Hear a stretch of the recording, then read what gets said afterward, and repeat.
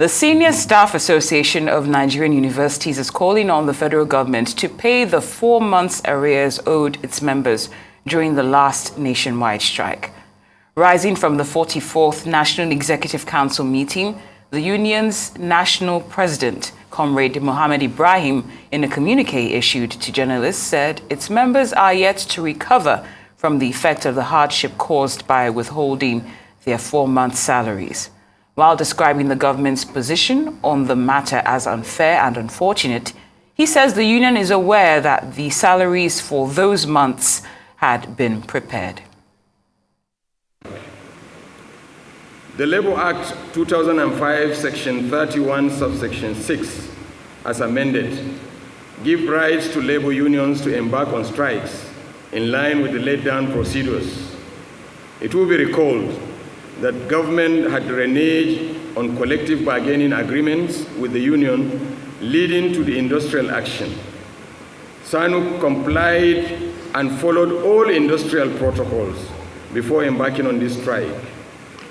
How then do they turn back to punish employees for fighting for their rights? A case of beating a child and asking him or her not to cry. Let it be known to the government that our members are yet to recover from the effect of this hardship caused by the withholding of our 4-month salaries.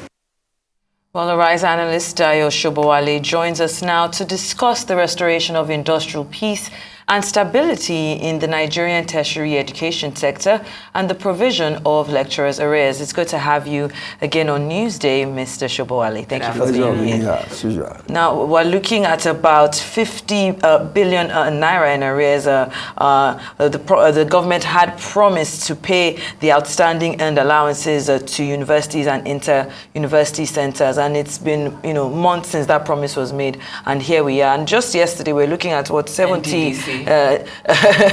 Just not even that, 70 billion going to the National Assembly, the 10th National Assembly. When we compare these two things, shouldn't we be looking at investing in the education sector as opposed to other avenues of spending when it comes to this current administration? Your thoughts, Mr. Sobowale? Legislative requisites are quite different from what these people are asking for. They're asking for salary arrears. They are two different issues. So let's face that. Okay. You see, if you look at the scenario they're having the conference, and that conference is like a carnival. They don't look like people who have problems with their salaries. You get me? But then, you see, this is industrial relations.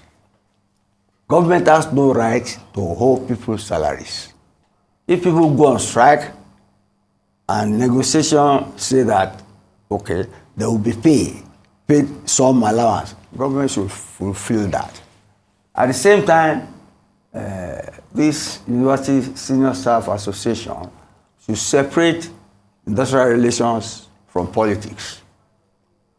If you look at their statement, they are criticizing government for misruling the country, for being corrupt and all that. And you have added to it now by talking about 70 billion for legislators, which has nothing to do.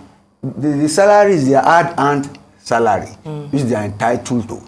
So let government fulfill that. If there's an agreement on that, let government fulfill it so that the universities can work. You see, I am an ardent supporter of free university education. How much is 50 billion? It's just 4 months' salary. How much is 50 billion? Let government fulfill that obligation. And I will go further and say that, you see, during this period of the pain of the removal of fuel subsidy, government should regard that 50 billion as part of the palliatives to them. So that gets out of the way. But it must extract an obligation from them too, that they will not get the money and start another round of strikes. Now, you see, they are talking of corrupt government, they are talking of unemployment for our youth, but then they have made the tenure of university education longer than necessary for Nigerian students. People who go for 3-year, 4-year courses end up spending 8 years because of strikes. They don't have a good reputation in that regard. So they must have some moral obligation too to their students and give an obligation to government. And once they get this 4 months something, they will strenuously return to work so that they can earn the salary they are supposed to earn for teaching undergraduates. Well, Mr. Sobowale, I think you have a little bit of a reputation when it comes to predicting how things play out. Yes. But you know, you mentioned now that they should separate politics from this situation. Relations, yes. Yes. Do you foresee a case whereby these groups might cause a bit of a hindrance when it comes to the implementation of what the president wants to see in the education sector? I mean, we've already seen some moves that he's made with the student loan aspect, but when you see situations like this, do you get concerned that there might be some stumbling blocks? You are very correct in that regard. There should be peace and stability in the tertiary education sector. And I think the government will see to that. That's why the student loan thing is coming on board. But I'm even going further now. I know people will tell me government cannot afford it. I want free education. Maybe as a major palliative to our student community, the university community. But I foresee a bottleneck for now, because this Senior Staff Association even criticized government for dissolving the governing council of the universities and said that they should allow them to use their tenure, forgetting that when governments come in, I mean, they want to put in their own people in these places. They are aware that there are elections, and even those who are on the governing council will know that once government changes, and it is not the government that appointed them, their tenure is limited. So I think it is the interest of government to swiftly and speedily give the universities their governing councils, so that when the palliative for the tertiary education system comes in, it will just move smoothly. It has to be administered by the governing council in this university. So that is my own idea of peace and stability. Free tertiary education. You can afford it. In fact, somebody once said amongst these university professors that Nigeria always needed tertiary education subsidy, not fuel subsidy that benefits only a few rich at the expense of the rest of us. Finland, Germany, Norway, France, countries that have made great advances in technology and improved standard of living, have always had free education. Some of them even go as far as providing free education for foreign nationals living amongst them. There's no reason, given what she mentioned, you can spend 70 billion to provide armored vehicles for legislators. Why can't we spend it to resuscitate our tertiary education system? It is affordable, and it will be more welfare, and this government will be better loved and respected by Nigerians than any other government if it does it. And then the pedigree is there, because Tinubu is a practically descendant, as is well of Awolowo. Awolowo did free education in the Western region, and that is what has given the West a head start over the rest of Nigeria in terms of education. Instead of the North trying to catch up with the West by creating schools, they created jam to slow down educational advancement of the South at the expense of the North. But the North has never caught up. The Abalmaji reached all over the North. Yeah. That was led to Boko Haram.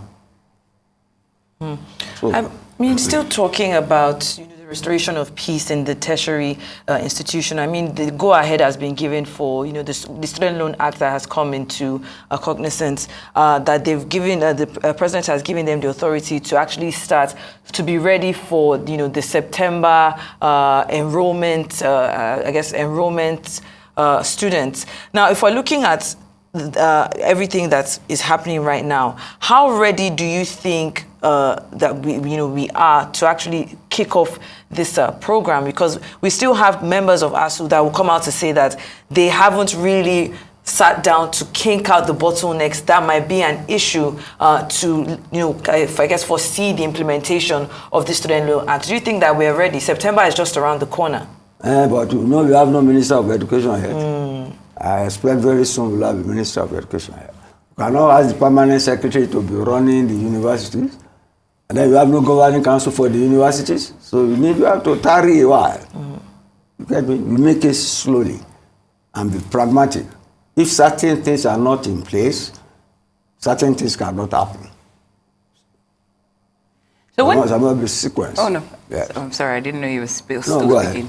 Now, when you spoke about the the council that was the governing council that was dissolved, and the fact that it was said that to be illegal, do you see any aspect that's actually illegal based on that gesture?